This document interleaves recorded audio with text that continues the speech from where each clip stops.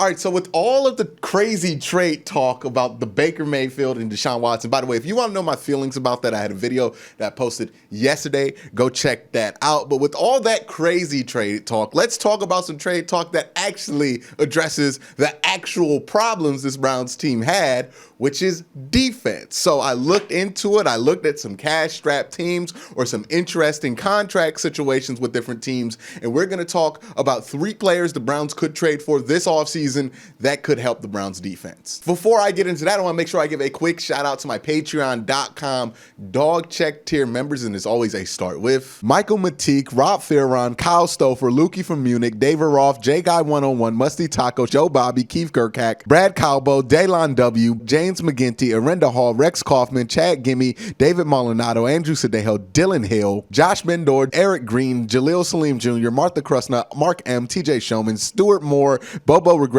Anthony O, David Arndt, Robert Jermaine Jr., Dave Mike May, John Cummings, Andrew Hirsch, Seth Miller, the only Browns fan in Wisconsin, Curtis Bayer, Batman, Rush Sharir, Barack Kumar, John Alver, Beerman 069, Masayua, Buds of Roland, James Nemo, Mac House, Reeve Hertz, Philip Wilcoxon, Marie Vivert, CK, Keith Anderson, Sean Barron, Gagos Pisano, Dom Guzzulo, Nick Nasty, Ian Whitaker, Colin 216, Anthony Latham, Christian, Matt Bond, Dave Strong, Michael Stone, Soul Train, Charles Work, Billy, Michael Holden Acton, Moose Gentry, Patrick F. Austin Z, Mark Burnett II, Andre Griffin, Otis Wolf, IT Rex, Greg Ehlers, Austin Bolin, Jesus Serrano, Chris Phones, Picktown Brown Backers, Mark Kahn, Max Out Dojo, and Water Bear Marketing. Again, guys, thank you for the support. It is huge. It means a lot to me that you guys are sticking through even in the off season. So again, guys, thank you for that support. Without further ado, let's get into some of these trade scenarios.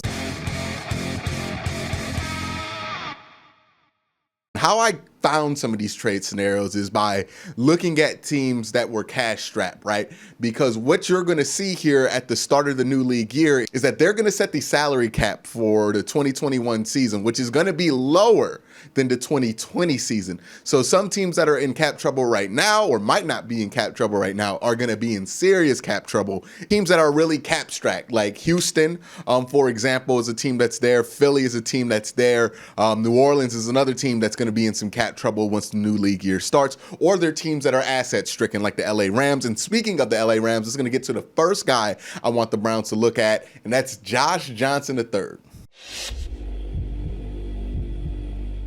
Now, the reason this trade is going to make sense on both sides is that the Rams are going to need draft assets and the Browns are going to need assets to win now. Now, you can argue that the Rams might not be so willing to give up a piece like Josh Johnson because they are also in win now because they just traded for Matt Stafford. But you can say that the Rams have been so good at drafting secondary pieces that if they can get a second-round pick for a guy they invested a third-round pick in Josh Johnson, who's going to be coming up on his contract anyways, and you're not going to be able to re-sign, then it would make a lot of sense to do that because you just don't have a ton of draft assets. And again, the Rams have been excellent at late round drafting, so a second round pick in their hands, or even, if the package is sweet enough, a first round pick from the Cleveland Browns would make a lot of sense. Now, why would it make a lot of sense for the Browns to give up such a heavy pick for Josh Johnson? One, the Browns with their first round pick, they're going to want somebody who can contribute immediately anyways, right? Now, you can get young players who are going to be good, but in this draft, I just don't think there's going to be a late round safety that's going to be able to help you more than what you already have on the roster. Same thing with pass rushers. So if the Browns are looking to fill that need, the first round, it might not be the place to do that this year because it's just a very weak defensive draft, very strong offensive draft. And as we covered, the Browns don't really have a ton of things to fix on offense, just some, luxuries to address. So that's why it would make sense on both sides to do this. Now, who is Josh Johnson? Josh Johnson is one of the best coverage safeties in the NFL. He ranks 3rd in PFF grade. He is very versatile. He's taken snaps at slot, outside, inside, linebacker. He blitzes a lot. He does a lot there. And what I like about him and what you can add with the safeties that you already have, let's assume that Grant Delpit comes back and is at least, somewhat of the player we thought he was going to be. Ronnie Harrison comes back. Then you have Josh Johnson, Ronnie Harrison, Grant Delpit, 3 very versatile safeties. 3 guys you can put in the slot, 3 guys you can put outside, 3 guys you can move around. And what that helps is depth in DB depth is what's going to help this Joe Woods system, because Joe Woods' system kind of relies on having a lot of really good DBs to assist a very basic kind of pass rush. So if they can have that kind of versatility there, as well as the versatility of Ronnie Harrison coming off the line and blitzing, as well as the versatility of Grant Delpit and Josh Johnson, then you have a ton of versatility. And again, they don't need to really address the outside corner situation, because you still do have Denzel Ward under contract for the next 2 years.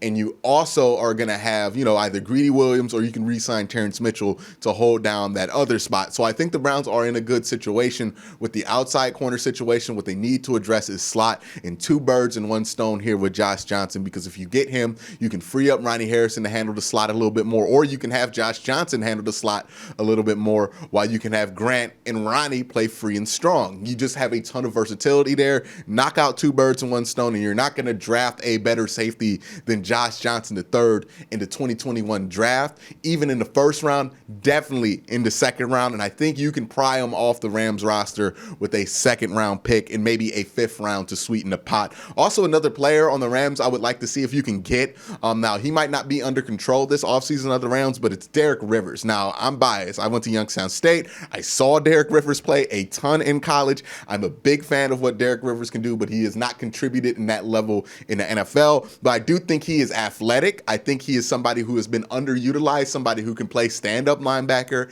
and as a 4-3 rush end. He can do both of those things. So it tells you he's athletic, was a tight end in high school. I think that's kind of young pass rusher you need to develop next to Miles, somebody who can take advantage of if a quarterback spins their direction to get out of Miles's way. We need a guy who's athletic enough to fall into sacks. What happens a lot when you have somebody who's more of a workhorse like Olivier Vernon next to Miles is that Miles either gets there before Vernon can, so it ends up being pointless, or Vernon pushes him out the pocket away from Myles Garrett. So you have somebody who's more athletic, who can just kind of sit there, wait, watch the hips, and make a play once Miles penetrates on the offensive line. Then you're going to have somebody who's going to fall into a ton of sacks. And I think Derek Rivers is somebody who can do that quite nicely. He's strong enough to be able to pass rush regularly, but he's also athletic enough to benefit from what Myles Garrett does. And I think he's a better fit on that other side if you can develop him correctly. So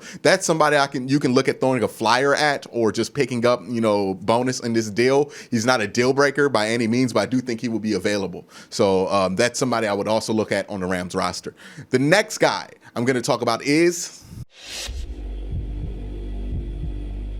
Yes, J.J. Watt. He's the thumbnail of this video. More than likely, he's the guy everybody's been talking about, and he's the guy I would actually spend the least amount of assets to get. Now, this is for a very specific reason, but let's talk about what J.J. Watt would bring to the Cleveland Browns. He is exactly what you want next to Miles, right? I talked about in many of my offseason breakdown videos how what you want next to Miles isn't somebody who can pass rush at the same level of Miles on the opposite side, but it's somebody who can be next to Miles. Because what you see with Miles is that teams are just overloading his side and making life difficult on Miles, because he's normally the only good pass rusher or only elite pass rusher on his side. If you put somebody next to him that can also penetrate on the offensive line, then that completely changes how offensive line protections have to be kind of leaned over towards Miles, and that also gives a huge benefit to the people on the other side. So I think J.J. Watt, somebody who's versatile, can play inside, outside, opposite side. He can even stand up a little bit, even though he's not that young anymore, so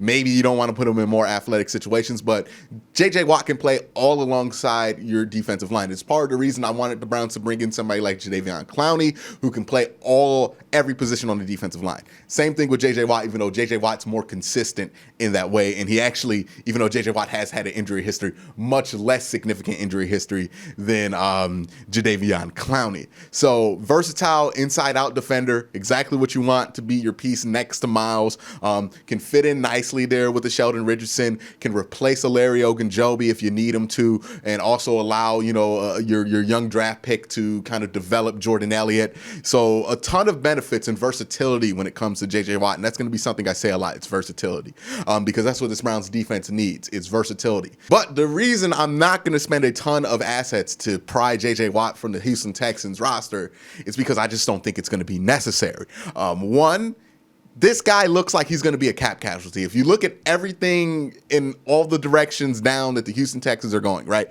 They might have to trade Deshaun Watson. They don't know what their future is going to be. J.J. Watt's not happy there, and he's going to be owed $17 million. And as much as I like J.J. Watt, he's not playing at a $17 million level. And you can cut him and have zero cap hit for 2021 if you're the Houston Texans.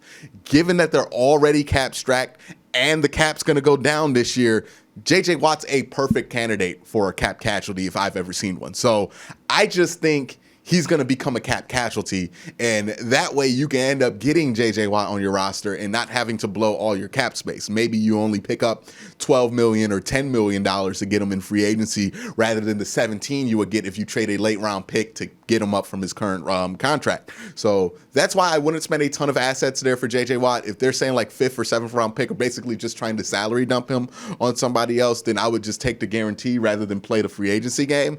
But it can come down to the free agency game. I feel like the Browns can make a compelling enough case, and you can get J.J. Watt that way as well. It's just keep an eye on that. He might be a cap casualty, and I think he's very likely to become a cap casualty.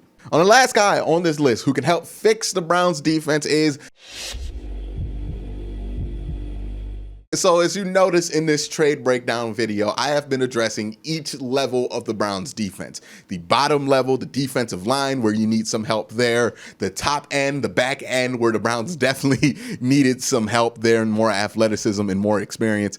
And then where they need some help in the middle part, right? The Browns needed help on all three levels. Demario Davis will definitely be help I think you can get pretty cheaply too from the New Orleans Saints, because again, cap's coming down. They're already like $200 million, so they're going to be way over whatever the cap number is going to be. So they're going to need to dump some guys early. They're also heading into a rebuild with the uncertainty at the quarterback position. You know, if you like Taysom Hill, I guess, but I don't think you're winning a Super Bowl, or I don't think Sean Payton thinks he's winning a Super Bowl with Taysom Hill. I don't know what they feel about Jameis, but even he's a free agent, so that makes it difficult for them to bring him back, even if they liked him.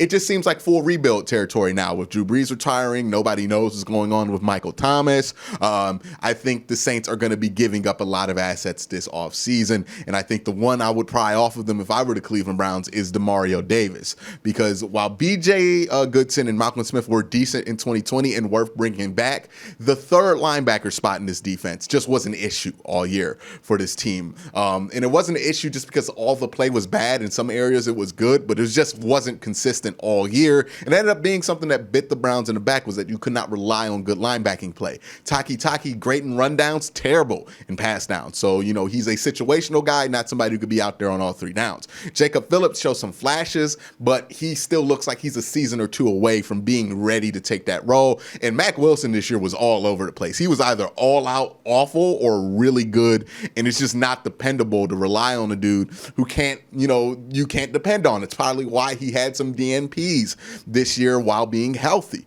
So all of those things considered, you want to get three solid linebackers you can depend on, and then sprinkle the young guys in as contributing pieces, or just have them play special teams while they develop.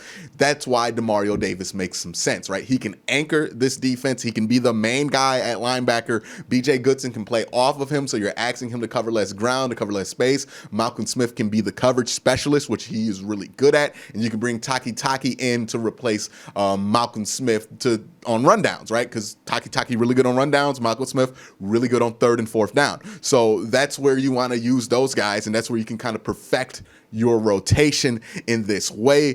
Demario Davis has been, a top 10 linebacker in the NFL for the last 3 years, so the consistency is there. He is a former Brown, so at least he'll know town if he gets traded here, and it's just a consistency fix.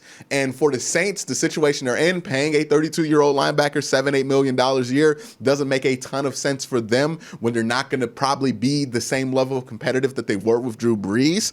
For the Browns, it makes a ton of sense, right? You need some defensive help, you need some veteran help, you need some good linebacking play, but you don't want to pay over $10 million. Well, Demario Davis Under $10 million, top 10 linebacker play, can help you out there and can bring some consistency to the rotation, and also fix some things when it comes to the defense just not being versatile enough to get off the field consistently. So that's why you would do this. Davis is a really good linebacker. He doesn't have any use in New Orleans anymore. The Browns definitely have a need at good linebacking play. So that's why if I were the Cleveland Browns, I would swing this. And I think you can probably get him for, as much as a third round, but as little as a fifth round pick. Because again, the Saints are just going to have to go wholesale here and dump some space at the end of the offseason because the cap is going to be going way down, as low as 175 to about as high as maybe 190. So the Saints are going to be in trouble, right? There's going to be cap casualties on the Saints, so I would look at that. But that's my 3 guys that I think the Browns could trade for to help fix this Browns defense. Let me know your guys in the comment section below. But again, guys, thank you for watching. Have a great day. Have a good night.